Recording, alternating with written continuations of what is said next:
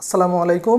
মনে করো চাঁদের দেশে তোমার কোনো ফ্রেন্ড থাকে, সেও মনে করো যে আইসিটি পরীক্ষায় বরাবর একেবারে পুরো ডাব্বা মারার অভ্যাস, কিন্তু আইসিটি পরীক্ষায় শেষমেশ সে কী করলো, টাইনা টুইনে 33 পেয়ে পাশ করছে। এখন 33টা দেখো সে কি, ধরো চাঁদের দেশে ধরো অক্টাল হিসাবে ওরা ক্যালকুলেশন করে, ঠিক আছে? তো এখন তোমার কম্পিউটারের ভাষায় সে কত নম্বর পেয়েছে।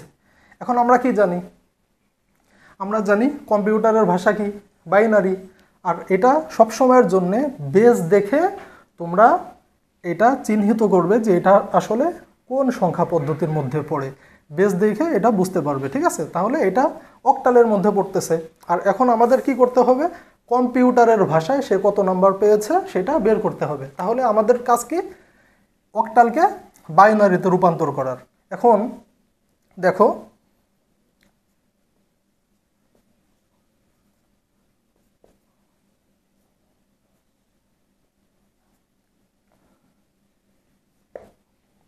ঠিক আছে, আমাদের ক্যালকুলেশন হচ্ছে এইটা।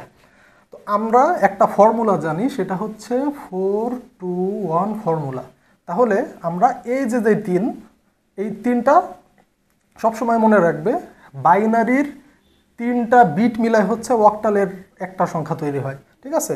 তো আমরা হচ্ছে এই যে 3, এই 3কে এইখানে প্রথমে নিব।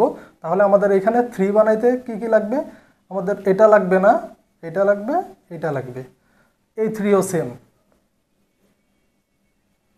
ঠিক আছে? তাহলে আমরা একটা 3-র জন্যে কম্পিউটারের বোধগম্য ভাষার এই যে এই সংখ্যাগুলো পাচ্ছি, হ্যাঁ, একদম সহজ।